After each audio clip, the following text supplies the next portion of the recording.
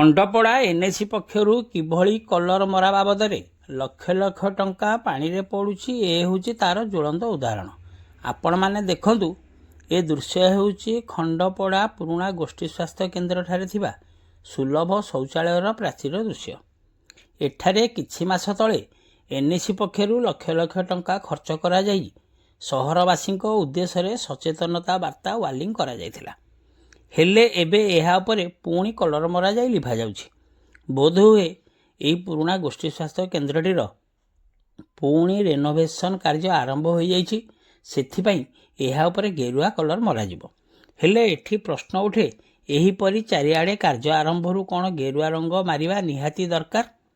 କାରଣ ଏଠାରେ ଯେଉଁ ୱାର୍ଲିଂ କରାଯାଇଛି ତାହା ଚକଚକ କରୁଛି। ହେଲେ ନିଜର ବାହାଦୁରୀ ମାରି ଏଠାରେ ପୁଣି ଅର୍ଥ ଖର୍ଚ୍ଚ କରାଯିବା କେତେ ଦୂର ଠିକ୍? ସ୍ଥାନୀୟ ବିଧାୟକଙ୍କ ପ୍ରଚେଷ୍ଟାରେ ଏହି ପୁରୁଣା ଗୋଷ୍ଠୀ ସ୍ୱାସ୍ଥ୍ୟ କେନ୍ଦ୍ରକୁ ପୁନର୍ବାସ କେନ୍ଦ୍ର ନିର୍ମାଣ ନିମନ୍ତେ କାର୍ଯ୍ୟ ଆରମ୍ଭ କରାଯାଇଛି। ଏହାକୁ 30 କୋଟିରୁ ଉର୍ଦ୍ଧ୍ୱ ଟଙ୍କା ବ୍ୟୟ ଅଟକଳ ରଖାଯାଇଥିବା ବେଳେ ବର୍ତ୍ତମାନ ମାତ୍ର 22 ଲକ୍ଷ ଟଙ୍କାର କାର୍ଯ୍ୟ ଆରମ୍ଭ ହୋଇଛି, ଯାହାକି ବର୍ତ୍ତମାନ ଛାତର କିଛି କାର୍ଯ୍ୟ ଆରମ୍ଭ ରହିଥିବା ବେଳେ ବାହାଦୁରୀ ପାଇଁ ଏହି ଗେରୁଆ କଲର ମାରିବା ନିମନ୍ତେ ଏହି କଲର ମରାକୁ ନେଇ ବର୍ତ୍ତମାନ ସହରରେ ଚର୍ଚ୍ଚା ଜାରି ରହିଛି। ଖଣ୍ଡପଡ଼ା ଏନ୍ଏସି ପକ୍ଷରୁ ମଧ୍ୟ ଏହିପରି ବିଭିନ୍ନ ସ୍ଥାନରେ ଉନ୍ନତିମୂଳକ କାର୍ଯ୍ୟ ସବୁ ଚାଲୁ ରହିଥିଲେ ସୁଦ୍ଧା ସେଠାରେ ମଧ୍ୟ ଏହିପରି କଲର ବୋଳି ଟଙ୍କା ହଡ଼ପ କରାଯାଉଥିବା ନଜିର ରହିଛି।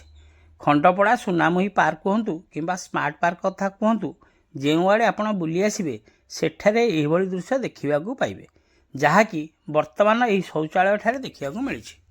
ଖଣ୍ଡପଡ଼ା ଏନ୍ଏସି ପକ୍ଷରୁ ମଧ୍ୟ ବିଭିନ୍ନ ଯୋଜନା ମାଧ୍ୟମରେ ବିଭିନ୍ନ ଜାଗାରେ ଏହିଭଳି ସଚେତନତା ବାର୍ତ୍ତା ଲେଖି ଅନେକ ଟଙ୍କା ହଡ଼ପ କରାଯାଉଥିବା ବେଳେ ଆଜି ପର୍ଯ୍ୟନ୍ତ କିନ୍ତୁ ଗୋଟିଏ ହେଲେ ପ୍ରକଳ୍ପ ସମ୍ପୂର୍ଣ୍ଣ ହୋଇପାରି ନାହିଁ, କି ଏନ୍ଏସି ମଧ୍ୟ ଆଜି ପର୍ଯ୍ୟନ୍ତ ନିଜେ ସଚେତନ ହୋଇପାରୁନଥିବା ପରି ପରିଲକ୍ଷିତ ହେଉଛି, ଯାହାଫଳରେ ଜନସାଧାରଣଙ୍କ ଟଙ୍କାକୁ ଏପରି ଖର୍ଚ୍ଚ କରାଯାଉଛି ଏବଂ ଲକ୍ଷ ଲକ୍ଷ ଟଙ୍କା ମଧ୍ୟ ପାଣିରେ ପଡ଼ୁଛି, ଯାହାକୁ ନେଇ ଏବେ ସହରରେ ଚର୍ଚ୍ଚା ଜୋର ଧରିଛି।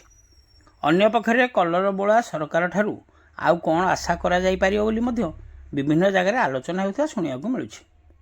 ଖଣ୍ଡପଡ଼ା ସହରର ଉନ୍ନତି ନିମନ୍ତେ ନିର୍ବାଚିତ ଜନପ୍ରତିନିଧିମାନେ ଏଥିପ୍ରତି ନଜର ଦେବା ସହିତ ଏନ୍ଏସି କର୍ତ୍ତୃପକ୍ଷ ମଧ୍ୟ ଏଥିପ୍ରତି ପଦକ୍ଷେପ ନେବାର ଆବଶ୍ୟକତା ରହିଛି ବୋଲି ସହରର ବୁଦ୍ଧିଜୀବୀମାନେ ମତ ପ୍ରକାଶ କରୁଛନ୍ତି। ଅନ୍ୟପକ୍ଷରେ ଦେଖିବାକୁ ବାକି ରହିଲା ଏପରି କଲର ବୋଳା ଯୋଗୁଁ ଖଣ୍ଡପଡ଼ା ସହରର କିଭଳି ଉନ୍ନତି ହେଉଛି ତାହା ତ ଆଗାମୀ ସମୟ ହିଁ କହିବ। କିନ୍ତୁ ଏପରି କାର୍ଯ୍ୟ ଯୋଗୁଁ ଜନସାଧାରଣଙ୍କର ଲକ୍ଷ ଲକ୍ଷ ଟଙ୍କା ପାଣିରେ ପଡ଼ୁଛି ତାହା ତ ସ୍ପଷ୍ଟ ବାରି ହୋଇପଡ଼ିଛି। ତେଣୁ ଏଥିପ୍ରତି ଜିଲ୍ଲା ପ୍ରଶାସନ ମଧ୍ୟ ପଦକ୍ଷେପ ନେବାର ଆବଶ୍ୟକତା ରହିଛି। ଖଣ୍ଡପଡ଼ାରୁ ସନ୍ତୋଷ କୁମାର ସାହୁଙ୍କ ରିପୋର୍ଟ, ଖଣ୍ଡପଡ଼ା ଖବର।